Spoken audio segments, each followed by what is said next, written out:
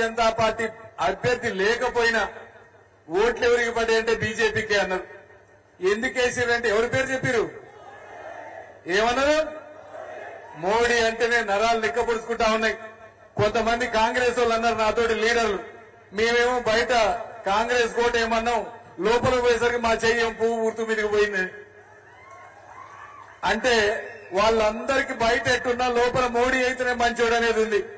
బయటకేమో మళ్ళా బయటికి చెప్పకపోతే ఈ కాంగ్రెస్ వాడు మళ్ళీ ఏం పైరవి చేస్తాడో, మళ్ళా మన మీద ఏం కేసులు పెడతాడో అని దా ఉద్దేశంతో నా కోదాళ్ళు ఒకళ్ళు చెప్పిండ్రు, అన్నా మేము 52 మంది ఉన్నాం, లోపలికి పోయాం 4వ నెంబర్కి వేసినాం, బయటకు వచ్చాం 3వ నెంబర్ అని చెప్పినాం అన్నారు. అంటే ఇప్పుడు వచ్చిన గ్రాడ్యుయేట్లు కూడా అందరు గ్రాడ్యుయేట్లు మొన్న దాదాపు 100కి 100% ఏ గుర్తుకేసారు? పువ్వు గుర్తుకేసారు. కానీ ఈసారి ఏంటంటే పువ్వు గుర్తులు ఉండవాల. మన అభ్యర్థి ప్రేమేందర్ రెడ్డి గారి పేరుంటది, 1వ నెంబర్ బ్యాలెట్, 1వ నెంబర్ మీద ఒక నెంబర్ గీయడమే, నెంబర్లు రాయటం గాని టిక్కులు పెట్టడం గాని చేయొద్దు. ఎందుకంటే పోయినసారి 20,000 ఓట్లు చెల్లని ఓట్లు అయిపోయినాయి. కానీ గ్రాడ్యుయేట్ ఓట్లే చెల్లని ఓట్లు సిగ్గుసేట్ అయితే కదా. అందుకని దయచేసి మీరు వాళ్ళు ఇచ్చిన పెన్నుతోటి 1వ నెంబర్ గుర్తేయాలి.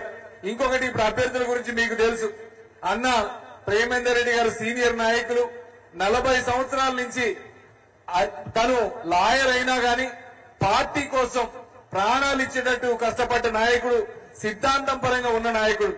ఇకపోతే కాంగ్రెస్ గురించేమో ఇప్పుడు చెప్పుకునే అవసరం లేదు, ఎందుకంటే ఎవ్వరు కూడా ఆయనకు ఓటేసే పరిస్థితులు లేరు. ఇప్పుడు అంటున్నారు ఆయన ప్లేస్ 4వ ప్లేస్ అని. అందుకని ఎవరు ఇచ్చిన ఎక్స్పీరియన్స్ ఉన్న నాయకుడు ప్రేమేందర్ రెడ్డి గారే. ఇకపోతే మిగతా బీఆర్ఎస్ పార్టీ, నేను దాంట్లో నుంచే వచ్చిన, ఇప్పుడే అన్నంటా ఉండే ఇలా బీఆర్ఎస్ లో పనిచేస్తేనేమో కుటుంబానికి ఒక సేవకుడు చేసినట్టుంటది, దీనికి వస్తేనేమో దేశం కోసం చేసినట్టుంటది. అవునా కదా?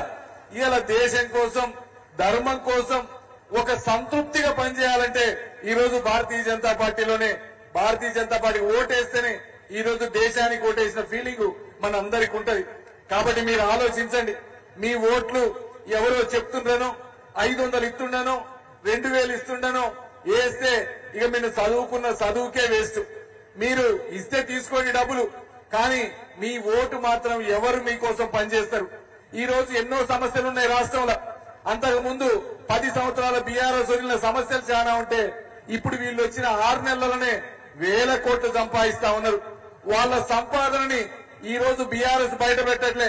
8 మంది ఎమ్మెల్యేలున్నా మన ఎమ్మెల్యేలు రోజుకు ఒకటి చెప్తా ఉన్నారు. సంజయ్ అన్న లాంటి వాళ్ళు రోజుకు 10 స్కాములు బయట పెడతా ఉన్నారు. మిగతా వాళ్ళు ఎవరు ఎత్తారు. మనకి ఎమ్మెల్సీలో కూడా ఒక్క ఏవిఎన్ రెడ్డి గారు ఉన్నారు. ఇప్పుడు మన ప్రేమేంద్రాన్ని కూడా పంపిస్తే ఆ ఎమ్మెల్సీలో కూడా మాట్లాడటానికి మనకు అభ్యర్థులు ఉంటారు. కాబట్టి దయచేసి ప్రశ్నించే గొంతుకలన్నీ ఇంతకు ముందు బ్లాక్ మెయిల్ గొంతుకలు అయిపోయినాయి. ఇప్పుడు ప్రశ్నించే గొంతులంటే సిద్ధాంతాన్ని ఉన్నోలే గొంతుకలు కావాలి. కాబట్టి మీరు దయచేసి ఎవరో ఈ రోజు మంత్రులు కూడా మీరు చూసే ఉంటారు. కోమటిరెడ్డి గారు అమెరికా పోయిందట, ఎందుకంటే చెప్తే మల్లాడేస్తారో వీడికని. వాళ్ళకే నమ్మకం లేదు వాళ్ళ అభ్యర్థుల మీద. ఎక్కడ కూడా ఓటేమని అడగడానికి సిగ్గైతుంది వాళ్ళకే.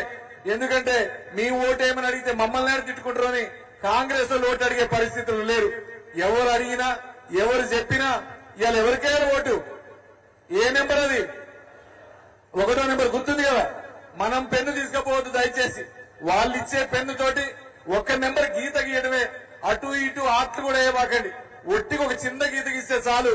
1వ నెంబర్ కి 1వ గుర్తు వేసి గెలిపియాలని మీ అందరినీ కూడా పేరు పేరున ప్రార్థిస్తా ఉన్నా. భారత్ మాతాకి, భారత్ మాతాకి జై శ్రీరామ్.